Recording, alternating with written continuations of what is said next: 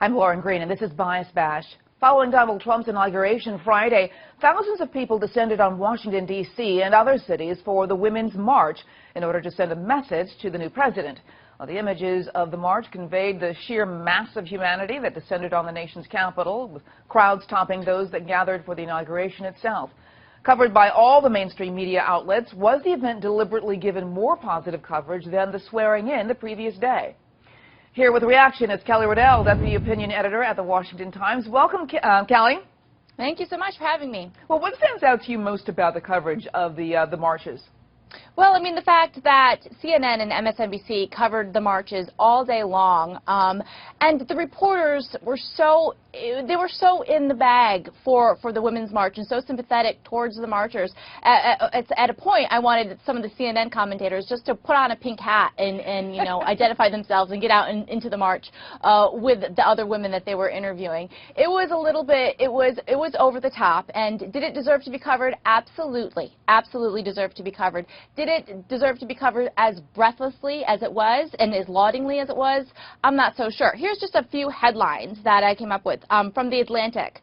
The Women's March is the inauguration of the resistance. I mean, oh my goodness.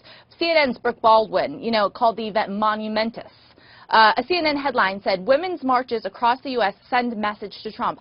I felt like that one was a bit overly aggressive. I'm not sure exactly what message that they were sending to Trump, because I'm not exactly sure what their message was.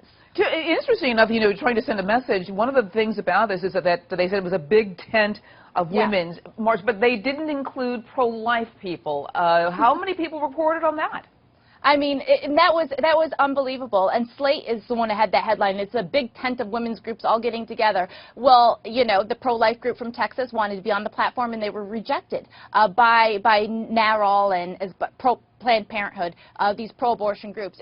So I think that this was more of a pro-abortion march than anything else. And it was little reported on. The fact that women who might be Republicans and pro-life were not invited to march with the rest of these women. They weren't as big tent as they thought they were. One of the criticisms, too, though, is that you know, they were saying the March for Life is next week, and they were saying, will it get as much coverage? And the problem is the March for Life is a yearly annual event. Is it fair to compare the two?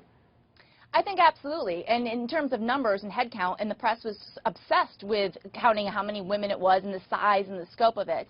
From a sheer volume standpoint, yeah, I think that you need to, if a march can garner 1 million people on the mall, it's worth the press's attention. And the March for Life every year happens, every year draws the same amount of crowds, and it's barely mentioned in the mainstream media. The New York Times, interestingly enough, did a preview of it last week, and they wouldn't even call it by its name, the March for Life. They kept saying this anti-abortion march, which is unbelievable. Wow. Very interesting stuff. Thank you so much, Kelly. Thank you. And to hear more media analysis on the week's top headlines, catch Media Buzz with Howard Kurtz Sunday at 11 a.m. Eastern, and again at 5 p.m. Eastern on the Fox News Channel. I'm Lauren Green, and thanks for watching.